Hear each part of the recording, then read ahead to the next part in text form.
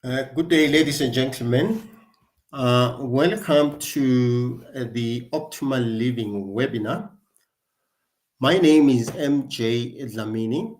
I'll be your host today. I am so excited to hosting this webinar, and I truly hope that by the end you would get some insight as to what we are trying to put out there. The topic for today's webinar is a type of education that goes beyond acquiring knowledge and skills. Its aim is to bring about a mental liberation that enables us to relook at our perspectives of life, our values, and attitudes. I'm not alone in this. I'm with Miss Zamajola Majola, who is a principal at Craft Primary School. She is going to be helping me to unpack today's topic. Let me not waste time and ask Ms. Zamajobe Majola to introduce herself.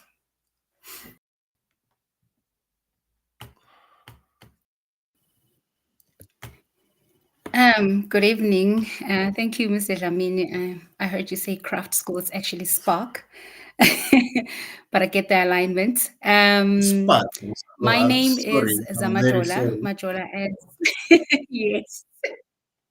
Zamajola. I am a principal at Spark Spark River Sense Primary School. And as introduced, I am obviously a teacher by profession. And yeah, I don't know if there's anything else you want me to add. Yeah, I'm very interested in knowing from your biography that you are also an instructionist coach. And I'm very interested in knowing how you blend your leadership as a principal with coaching. Okay, so at our school, we are called instructional coaches because obviously our job is to train the teachers. So you know that principals are responsible for both instructions as well as the operations of the school. So Yes, there's a lot of focus in the academic side, which is the instructional side of things. So that's why we are called instructional leaders. So that's I how see. it ends with my role. Yes. Oh, oh no, yeah. No, thank you for the clarity. Maybe let me introduce the concepts that we are going to be focusing on today, and see if we can work together to unpack so that we provide some knowledge to our lovely audience there. What I'm going to be focusing on is as a result of my being a teacher. I realize that most the time we view our workplaces, that is schools, as institutions of learning. But what I've noticed is that we have not yet come to a point of seeing them also as learning organizations. All right. So this is what I always focused on, is to see as to how can we turn institutional learning institutions from being places where only children learn and get everybody who is involved in that institution to become a learner. All right. Simply because I realized that we have quite a large number of learners that we are teaching, and every learner obviously come with a different background, which influences their values, their attitudes, and their perspectives of life. And therefore, it's difficult for us to say we know every learner. So I looked at a situation where how can we come to say we are all new learners insofar as our children are concerned. So how what can we do in order to come together and learn as a team uh, our different values and cultures from which these children come from. So I realized that what is basically needed is to engage in a process of unlearning and relearning ourselves so that we can create a perspective that is common amongst us all rather than a perspective that is classroom focused. And this is the context around which I want us to look at the point that I come from. I've also realized that unfortunately, time is an inescapable uh, part of who we are, even though we are not aware of that, and that our past are part of our present, and then our present is part of our future. And therefore, all these times are interconnected, and that who we are, how we behave, and our values are actually tied to time. So I was looking at myself and saying, there are three propositions of time that I want to bring to the fore so that we discuss. The first one is our past. Uh, so my question, what I always ask myself is, do we have to make a decision, a concerted decision to remain stuck in our past and depend on the traditions that come with them as our sole point of references? Number two, the second proposition is, do we take our past, destroy it, and therefore not learn it? Or all right, and learn from it. We value and to integrate it in today so that we can shape our past. So those are the three scenarios that have always been working in my mind, and thinking that probably those, if we look at them, we might come to a point where we agree that our institutions of learning should change into organizations of learning. What is your take on that, Mrs. Majola? Miss Majola. Uh, so there's a lot you Miss, said about sorry. how we build the future. And for me, the Hmm. fundamentals of creating, or rather moving forward, we cannot forget the past. So we cannot reject what happened in the past, because those we learn a lot from where we come from. And I always relate it to a school setup. If you don't have a proper foundation, that child, if the child doesn't have a proper foundation, or as an adult for that matter, you are bound to have difficulty moving forward, right? So we need to understand the past, right? And I always say we are crafted by the past, propelled by the present to establish the future, Yes. right? And that's my motto. So we obviously need to know and understand why certain things are the way they are at the moment so that we don't get confused.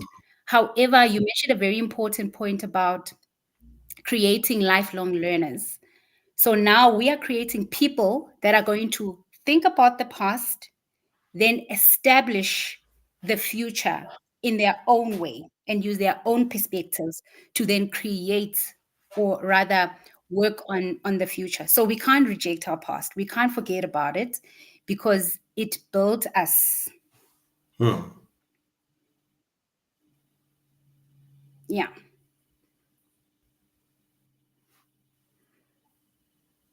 Okay. Yeah, no, I fully agree with you because the problem comes when we build something, focus on what we are building and forget the foundation on which we are trying to build because we get too excited and adding layers upon layers on a foundation that was basically not built to hold the structure intact. But my what I found out is that most of the time, a lot of people resist change in organizations because, like I say, transformation it's a process of not only acquiring information and knowledge, but of releasing the mindset to see things from different perspectives. That means that's when now we begin to question the status quo and question things, how they are done, right? So, but I realized that in our attempt to introduce something new that people are not familiar to, they tend to resist change and hold on and they that we were taught upon. So, what would you suggest that we should do to change? Because basically, people they My resist advice is change very because they the thing is, yeah. Hmm. no, I think there's a bit of a Okay, delay, so go you on. hear me a bit late. Okay. Oh yes, Um, okay, yeah, I've noticed that. okay. So change is scary. Um, nobody likes change. When they speak of the comfort zone, everyone wants to stay there because it's something that I'm familiar with, something I know, something that I was taught, and I'm not willing to learn something new. It's already too late for me to learn something new. It's tiring, it's exhausting. My advice is always if somebody brings something new to the table, first you need to listen with understanding. Try to understand the reasoning behind this change. Because most of the time, Mhm. we are scared to change because we don't understand. And if you don't understand something, you are going to be reluctant to, well, make any changes. So if you listen, try to understand why we are making these decisions now. Why are we changing things now? Why do we need to do new things? And also, as a person who is learning, you continue to learn. The world is changing. A lot of things are changing. You also need to be in Hmm. line with what is happening currently. So you can't be stuck in the old way of doing things. I'm not saying that the old way of doing things is wrong. Some things yeah, are fine, the way they are. You don't need to change them. But with the world Hmm. evolving and things changing, you need to be open and listen with understanding at why you need to make a change. So for me, the thing that I would always say to a person is first listen, understand, ask questions for clarity, then try it. See if it doesn't work. Yes. Okay. No, what such an interesting perspective. Now, I've noticed something in my observation there that there are actually two things that need to change for us to move towards a changing our turning our institutions imperatives that it needs to change. One is that there are human imperative and non-human imperatives. All right, and then what I found on the human imperatives is that certain changes are emotionally difficult because we have been conditioned to think that things are the way they are and there is no other way of seeing them, and most of the time we internalize those teachings we learn from our environment, and therefore that is where a resistance come. But on the other end, what I also realize is that there are now non-persons or people or human issues like policies, rules and regulations, and where from my observation it's easy to change from the non-persons or human aspects because it's just a managerial decision to change those. But the problem is the change on a human side. But when I also try to balance them, find that even when there are people who are prepared to change, their personal perspectives to things, you find that now resist change in rules, regulations, policies. What's your take on that?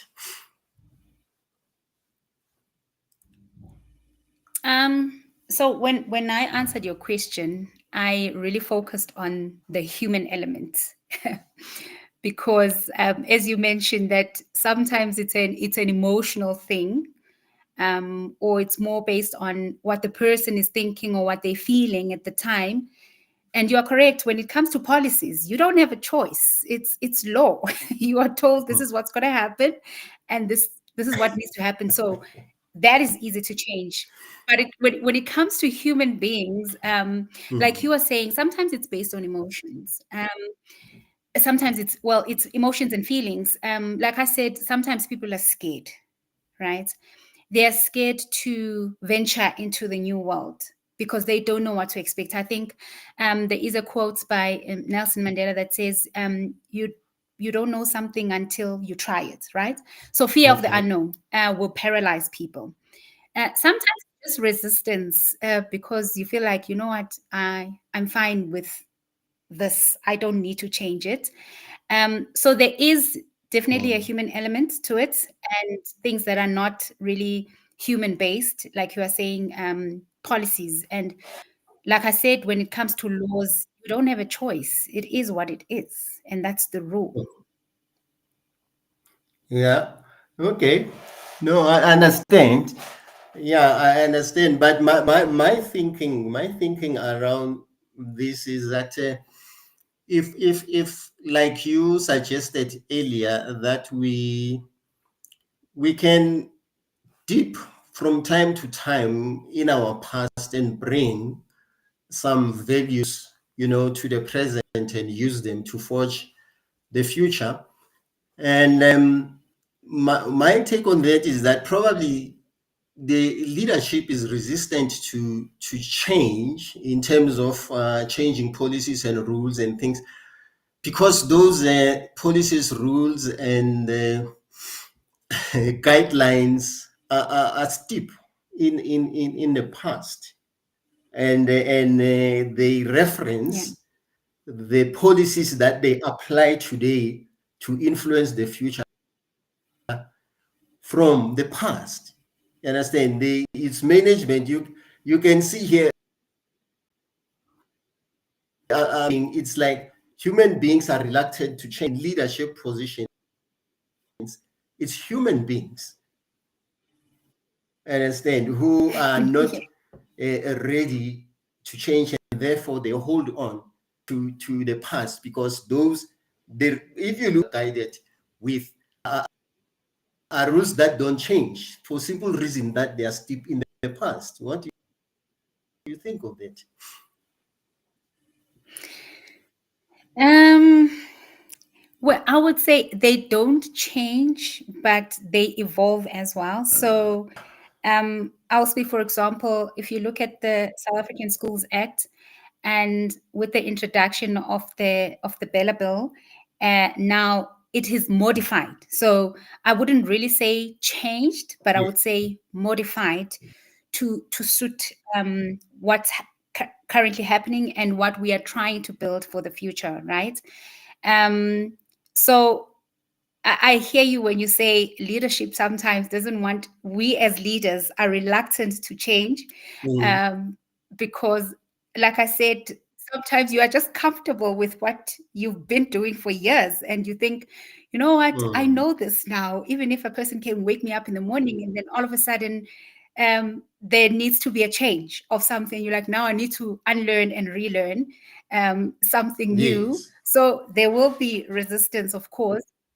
So for me, policies, when it comes to policies and rules and regulations, I always say that they are modified because they don't change completely. They don't bring something new, but they say, okay, with the current rule or current policy that we have, what are the things that we need to then add or remove to then ensure that we are aligned with what's happening and what we anticipate in the future. Mm, So always think of it that way. It needs to be mm. modified. Like any other thing in life, there needs to be some kind of advancement in terms of how the thing would look for the purpose of what's happening now and for the purpose of our future.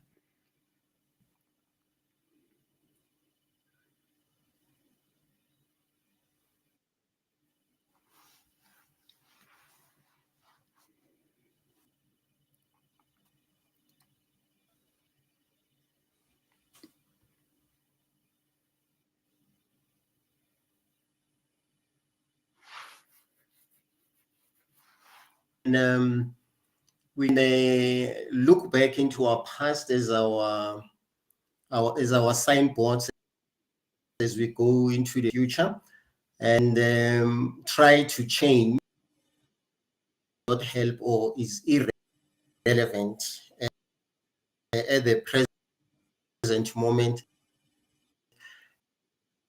And then now, how do we use the present to bridge the gap between looking for, as you already pointed out, that our,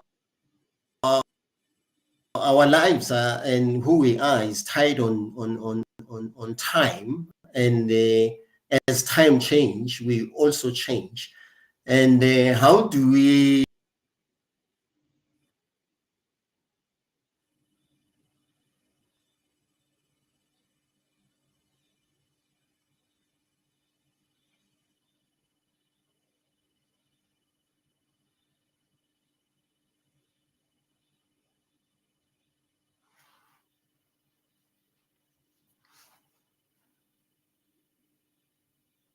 not ready for it? Using the past, how Oh, do we your line bring was. it to the present in order to influence the future? We're gonna have to try that again, Babu Dlamini. You got cut there. I couldn't hear the question. Oh, the whole question. Yes, you were actually silent for a I bit. think I So don't I know.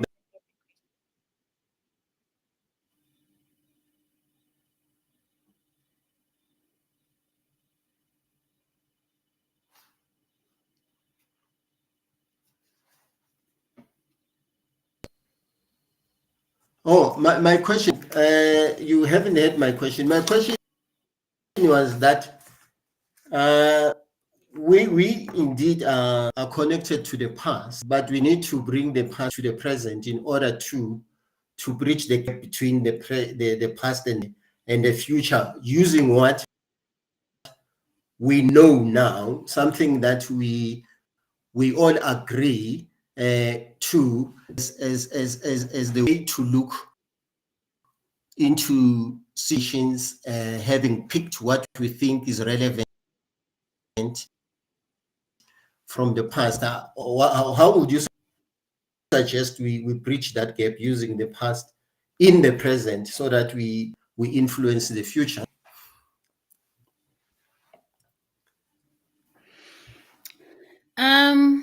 So it's simple.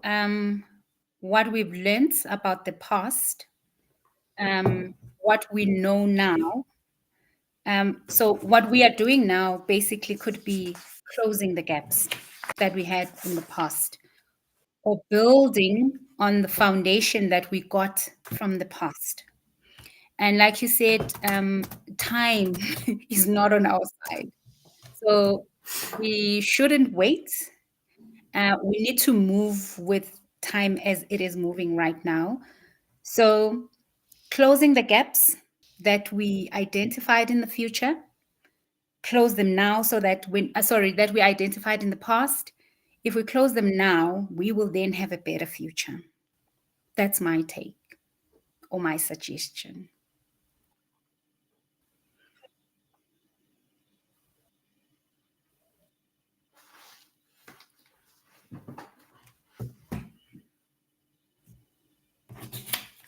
No, thank you for that.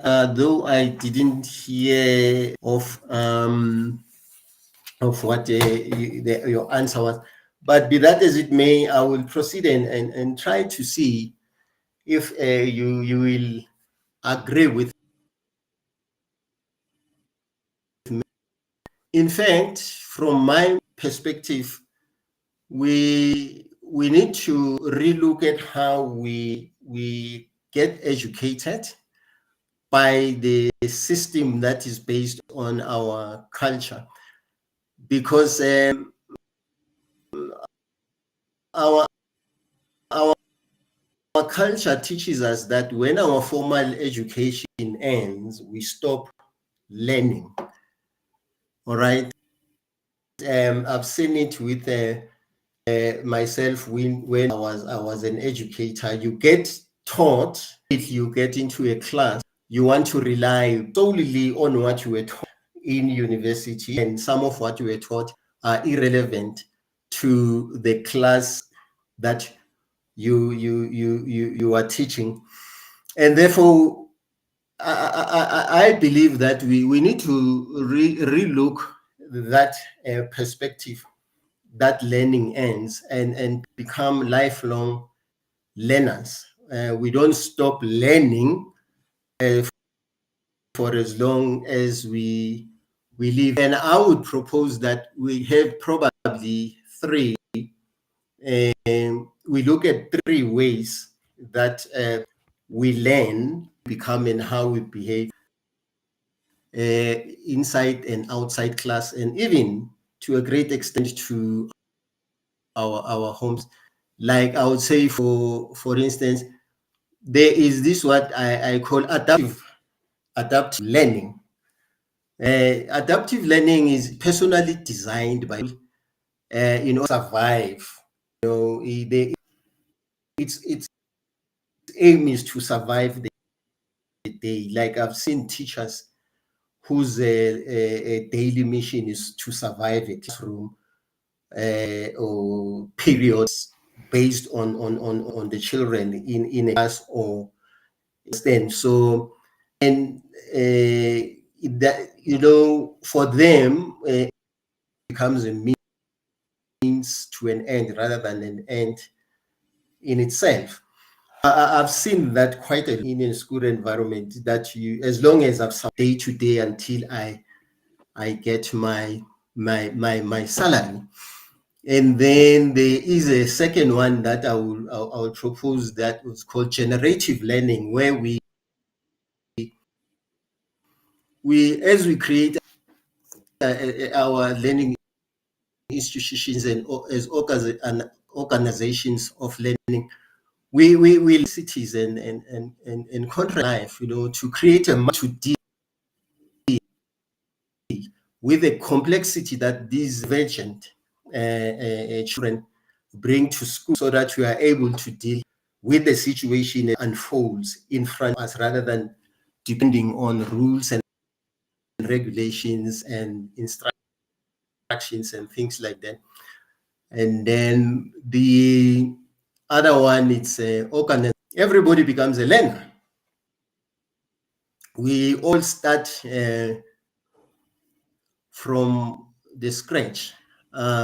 Like for instance, I for one, to give you an example, when I became grandfather for the first time,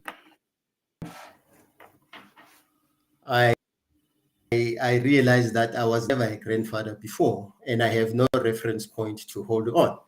So I also realized that my wife was also a time mother. My son,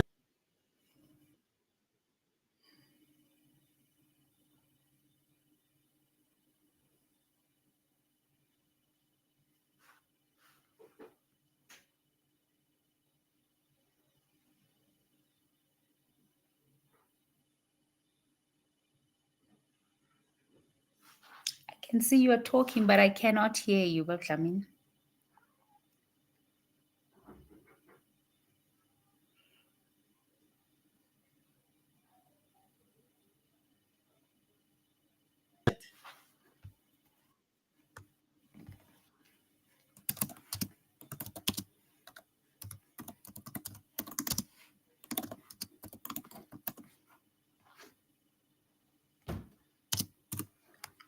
I don't know what's happening. Really, um,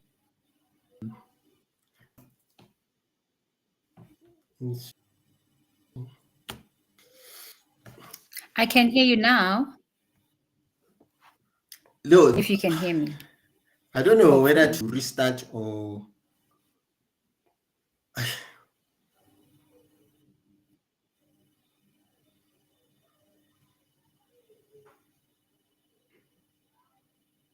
no.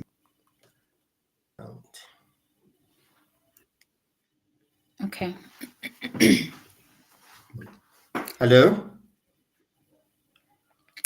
You hear me? I can hear you. can you hear me now?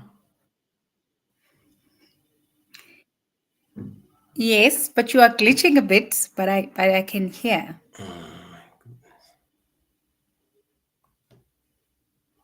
Hopefully you can hear me.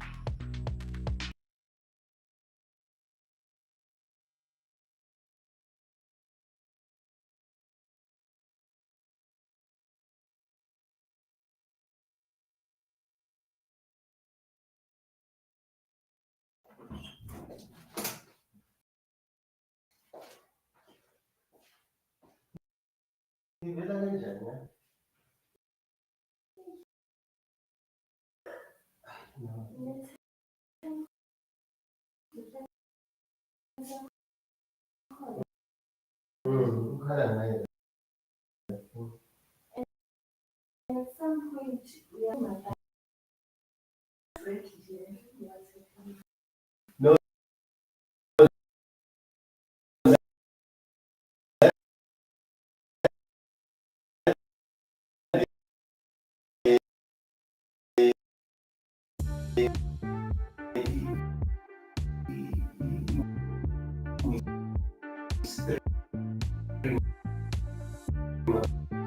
vai ser inside. Qual que vai ser inside?